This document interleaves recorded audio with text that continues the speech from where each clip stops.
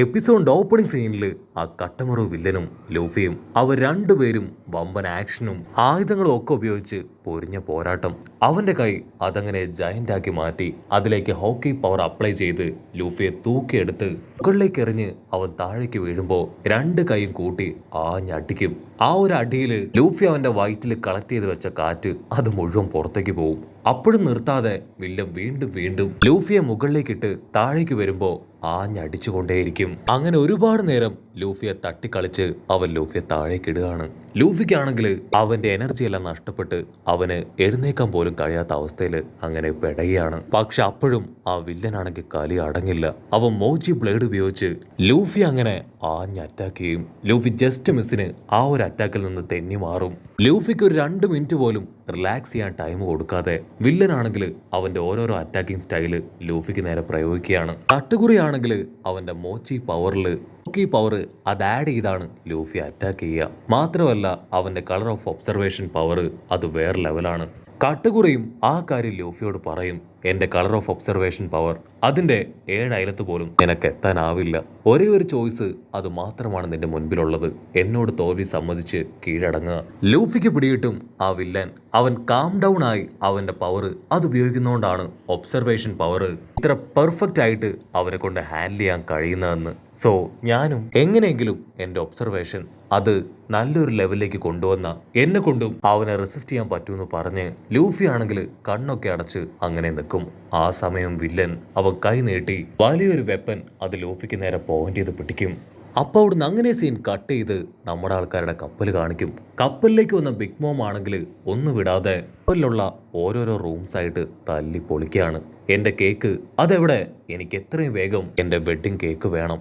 ഇതുവരെ ആയിട്ടും മറ്റ് യാതൊരു ഫുഡും കഴിച്ചിട്ടില്ല, എന്റെ ബോഡി വീക്കാണ്, എത്രയും വേഗം എനിക്കത് കിട്ടിയേ പറ്റൂന്ന് പറഞ്ഞ് നടുക്കടലിലുള്ള നമ്മുടെ ആൾക്കാരുടെ കപ്പല് അവൾ ചവിട്ടി പൊളിക്കുകയാണ്. അവളോട് പറയും, യു ആർ അൺബിലീവബിൾ, നീ ഇത്രയും വലിയ മണ്ടിയാണോ? അത്രയും വലിയ ജയന്റ് കേക്ക് അത് ഈ കപ്പലിലുണ്ടെങ്കിൽ കണ്ടുപിടിക്കാൻ വളരെ ഈസിയാണ്. സോ നീ ആവശ്യമില്ലാതെ ഈ കപ്പൽ തല്ലിപ്പൊളിക്കേണ്ട യാതൊരു കാര്യവുമില്ല. നീ അന്വേഷിക്കുന്ന വെഡ്ഡിങ് കേക്ക് അത് ഈ കപ്പലിലില്ല. ബിഗ് മോം ആണെങ്കിൽ അട്ടിച്ചു പറയും, എന്റെ വെഡ്ഡിങ് കേക്ക് അത് ഈ കപ്പലിൽ തന്നെയുണ്ട്. എന്റെ മകൻ പരസ്പരോ അവനാണ് എന്നോടത് പറഞ്ഞത്. സോ എനിക്ക് ആ കേക്ക് കിട്ടിയേ പറ്റൂ. ഇൻ കേസ് അവൻ പറഞ്ഞത് കള്ളമാണെങ്കിൽ അവനെ എന്റെ കൈകൊണ്ട് ഞാൻ തല്ലിക്കൊല്ലും. അത് കേൾക്കേണ്ട താമസം പരസ്പരയ്ക്ക് ഒരു മൈനർ അറ്റാക്ക് തന്നെ വന്നു പോകും. ഇവിടെ ബിഗ് മോം ആണെങ്കിൽ ജിംബയോട് ദേഷ്യപ്പെട്ട് പറയും, നിനക്കത്ര ധൈര്യം ഉണ്ടെങ്കിൽ എന്റെ മകനെ ഒരു കള്ളനാക്കാൻ ശ്രമിക്കും. എനിക്ക് ഉറപ്പുണ്ട് ഒരു കാരണവശാലും എന്റെ മകൻ അവൻ എന്നോട് കള്ളം പറയില്ല എന്ന് പറഞ്ഞ് അവള് സ്ക്വാഡ് എടുത്ത് ജിംബയെ അറ്റാക്ക് ചെയ്യാനായിട്ട് തുടങ്ങുകയാണ്. അതിന് ജിംബയാണെങ്കിൽ വിട്ടുകൊടുക്കാതെ തിരികെ അവളെ അറ്റാക്ക് ചെയ്യാൻ ആളും അവളുടെ അടുത്തേക്ക് വരും. അവളുടെ സ്ക്വാഡ് എടുത്ത് ആഞ്ഞു വെട്ടും. അതിന് ജിംബൈ അവന്റെ ഹോക്കി പവർ ഉപയോഗിച്ച് ആ സ്ക്വാഡ് തടയുകയാണ്. ബിഗ് മോം ആണെങ്കിൽ ക്യാഷ്വലായിട്ട് ജിംബയെ നോക്കും. ഓ, നീ എന്നെ തന്നെ എതിർക്കാനായിട്ട് വളർന്നോന്ന് ചോദിച്ച് ഒരൊറ്റ അടി. ജിംബൈ കറങ്ങി കറങ്ങി കടലിലേക്ക് എടുത്തടിച്ച് വീഴുകയാണ്. അതിനുശേഷം അവൾ ഓരോരോ റൂമുകളായിട്ട് വീണ്ടും കട്ട് ചെയ്യാനായിട്ട് തുടങ്ങും. നാമിയാണെങ്കിൽ ആ കാഴ്ച കണ്ട് ഓടി വന്ന് ബിഗ് മോമിനെ തടയാൻ ശ്രമിക്കും. കാരണം ബിഗ് മോം ഇപ്പൊ നശിപ്പിക്കാൻ ശ്രമിക്കുന്ന റൂമിലാണ് ക്യാരറ്റ് അവളുള്ളത്. നാമിയെ കണ്ട ബിഗ് മോം ആണെങ്കിൽ അവളെ തട്ടിത്തെറിപ്പിക്കാനായിട്ട് ശ്രമിക്കും. അത് കണ്ട ചോപ്പർ നാമിയെ സേഫായ ഒരു സ്ഥലത്തേക്ക് മാറ്റും. ബിഗ് മോമിനാണെങ്കിൽ ചോപ്പറിന് കുറച്ച് ഇഷ്ടമൊക്കെ ആവും. വാവ്, നിന്നെ പോലെ റെയർ ആയിട്ടുള്ള ആൾക്കാരെയാണ് എനിക്ക് ആവശ്യം. വെഡ്ഡിങ് കേക്ക് അതെനിക്ക് കിട്ടിക്കഴിഞ്ഞതിന് ശേഷം നിന്നെയും ആ ബ്രൂക്കിനെയും നിങ്ങളെ രണ്ടുപേരെയും എന്റെ പെറ്റാക്കി ഞാൻ മാറ്റുമെന്ന് പറഞ്ഞ് അവളാണെങ്കിൽ ചോപ്പറിനെ അങ്ങനെ തൂക്കിയെടുത്ത് അവളുടെ അടുത്തേക്ക് കൊണ്ടുവരും. അതേസമയം മറ്റൊരു ഭാഗത്ത് ഷിപ്പാണെങ്കിൽ കുറേശ്ശെ കത്താനായിട്ട് തുടങ്ങും. ഡെയ്ഫുക്കൂനാണെങ്കിൽ ഭയങ്കര സന്തോഷം. പക്ഷെ നമ്മുടെ ആൾക്കാർ ഓരോരുത്തരായിട്ട് ആ കാഴ്ച കണ്ട് നടുങ്ങും. ബ്രൂക്ക് ആണെങ്കിൽ ബിഗ് മോമിന്റെ അറ്റാക്കിൽ പേടിച്ച് നിലവിളിക്കും. അടുത്ത നിമിഷം നമ്മുടെ ജിംബൈ ആള് കടലിലെ വെള്ളം ഉപയോഗിച്ച് അങ്ങനെ വമ്പ ഫോഴ്സിൽ ആ ബിഗ് മോമിനെ അറ്റാക്ക് ചെയ്യാണ്. കപ്പലിലുണ്ടായിരുന്ന നമ്മുടെ ആൾക്കാരെല്ലാവരും ഓരോ ഭാഗത്തേക്ക് ആ ഒരു ഫോഴ്സ് അടിച്ച് തെറിച്ച് വീഴും. ആ സണ്ണാണെങ്കിൽ ജീവന് കൊണ്ട് അവിടുന്ന് ഓടുകയാണ്. പക്ഷേ ബിഗ് മോം മാത്രം വെള്ളത്തിൽ കുളിച്ചോന്നല്ലാതെ അവൾ അവിടുന്ന് ഒരട്ടി പോലും അനങ്ങിയിട്ടില്ല. ബിഗ് മോം ആണെങ്കിൽ കപ്പലിൽ സ്പ്രെഡ് ചെയ്ത ആ തീ അതെല്ലാം തന്നെ ഇപ്പൊ അണയുകയാണ്. അതിന് ബിഗ് മോം അവൾ വീണ്ടും അവളുടെ തലയിൽ കയറ് കൊണ്ടുവന്ന് കപ്പലിരിക്കാനായിട്ട് തുടങ്ങും. അത് കണ്ട് കൺട്രോൾ പോയ ജിംബൈ ആള് ഫിഷ്മാൻ കരാത്തെ പവർ എടുത്ത് ബിഗ് മോമിനെ അച്ചറം പൊച്ചറം ആഞ്ഞെട്ടിച്ച് കടലിലേക്ക് തെറിപ്പിച്ച് കളയും. ബിഗ് മോം ആണെങ്കിൽ ഓൾറെഡി ഒരുപാട് ടയേർഡാണ്. അതുകൊണ്ട് തന്നെ പെട്ടെന്നുള്ള അപ്രതീക്ഷിതമായിട്ടുള്ള ജിംബയുടെ അറ്റാക്കില് അവള് വീണു പോവും. പക്ഷെ എന്താ, വീണ ബിഗ് മോമിനെ അവളുടെ ക്ലൗഡ് അതങ്ങനെ താങ്ങിയെടുക്കുകയാണ്. അതിനുശേഷം വീണ്ടും അവളെ കപ്പലിലേക്ക് കൊണ്ടുവരും. നമ്മുടെ ആൾക്കാരാണെങ്കിൽ തുള്ളിച്ചാടി ജിംബയോട് പറയും, വാവ്, നിങ്ങൾക്ക് ഇത്രയും പവർ ഉണ്ടായിരുന്നോ? എംപററിൽ ഒരാളായ ആ ബിഗ് മോമിനെ അവളെ എത്ര ഈസി ആയിട്ടാണ് നിങ്ങൾ ഇടിച്ച് തെറിപ്പിച്ചത്. അതിന് ജിംബൈ പറയും, നിങ്ങൾ കരുതും പോലെ എന്റെ പവറിന്റെ ശക്തിയൊന്നും അല്ല. അവൾ ഫുഡ് കഴിക്കാത്തതുകൊണ്ട് തന്നെ ഇപ്പൊ അവള് കുറച്ച് വീക്കാണ്. മാത്രമല്ല, ഒട്ടും പ്രതീക്ഷിക്കാത്ത സമയത്താണ് ഞാൻ അവൾ അറ്റാക്ക് ചെയ്തത്. ഇനിയും നമുക്ക് ചെയ്ത് പിടിച്ചു നിൽക്കാനാവില്ല. കപ്പലിനാണെങ്കിൽ ഓൾമോസ്റ്റ് ഒരുപാട് ഡാമേജ് സംഭവിച്ചു കഴിഞ്ഞു. നമുക്ക് എത്രയും വേഗം ലൂഫിയുടെ അടുത്തേക്ക് പോകണം. നീ ഇവിടെ നിന്ന അത് വലിയ അപകടമാണെന്ന് പറയും. ഉടനെ നാമി ആണെങ്കിൽ ആ കപ്പൽ ഡ്രൈവ് ചെയ്യാനായിട്ട് തുടങ്ങും. അവർക്കാണെങ്കിൽ ബൂസ്റ്റർ ഉപയോഗിച്ച് നല്ല സ്പീഡിൽ പോകണമെന്ന് ആഗ്രഹമുണ്ട്.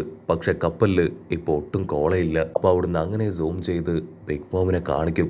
അവളാണെങ്കിൽ അവളുടെ സ്ക്വാഡ് അങ്ങനെ നീട്ടിപ്പിടിച്ച്, ഇനി ഞാൻ വെയിറ്റ് ചെയ്യില്ല, ഒറ്റ വെട്ടിന് ഈ കപ്പല് അത് ഞാൻ 2 തുണ്ടാക്കുമെന്ന് പറഞ്ഞ് അവൾ കപ്പലിന്റെ അടുത്തേക്ക് അടുക്കും. ബിഗ് മോം ആണെങ്കിൽ അവളുടെ സ്ക്വാഡില് ഫയർ കൊണ്ടുവരും. അതേസമയം നാമി അവൾ എങ്ങനെയെങ്കിലും കപ്പലിനെ പ്രൊട്ടക്ട് ചെയ്യാനായിട്ട് ആ ക്ലൗഡിന്റെ അടുത്തേക്ക് വരികയാണ്. അവൾ വീണ്ടും അതിനെ വീഴ്ത്താനായി ബ്ലാക്ക് ക്ലൗഡ്സിനെ ക്രിയേറ്റ് ചെയ്യും. അതിനത് വമ്പ കലിപ്പില് തണ്ടർ പവർ ഉപയോഗിച്ച് നാമിയെ അറ്റാക്ക് ചെയ്യും. ജസ്റ്റ് മിസ്സിന് നമ്മുടെ ബ്രൂക്ക് അവൻ അവിടേക്ക് വന്ന് നാമിയെ തട്ടി മാറ്റി. അവനാണെങ്കിൽ നാമിയെ സേവ് ചെയ്യും. അതിനുശേഷം ബിഗ് മോമുമായിട്ട് ഫൈറ്റ് ചെയ്യാൻ ഇപ്പൊ സാക്ഷാൽ ബ്രൂക്ക് അവൻ റെഡി ആയിട്ട് നിൽക്കും. ബ്രൂക്കിനെ കണ്ട് ബിഗ് മോം ആണെങ്കിൽ അവനെ കളിയാക്കുകയാണ്. എന്തു പറ്റി, നീ വീണ്ടും എന്നോട് ഫൈറ്റ് ചെയ്യാൻ വരികയാണോ? ലാസ്റ്റ് ടൈം നമ്മൾ തമ്മിലുണ്ടായ ഫൈറ്റ് ഇത്ര വേഗം നീ മറന്നോ? നീ ഒരുപാട് കഷ്ടപ്പെട്ടിട്ടും നിനക്ക് ആ സമയത്ത് എന്റെ ബോഡിയിൽ ഒരു സ്ക്രാച്ച് പോലും ഇടാൻ കഴിഞ്ഞില്ല. അങ്ങനെയുള്ള നീ വീണ്ടും എന്നോട് ഫൈറ്റ് ചെയ്ത് തോൽക്കാൻ തന്നെ തയ്യാറായിട്ട് നിൽക്കുകയാണോ?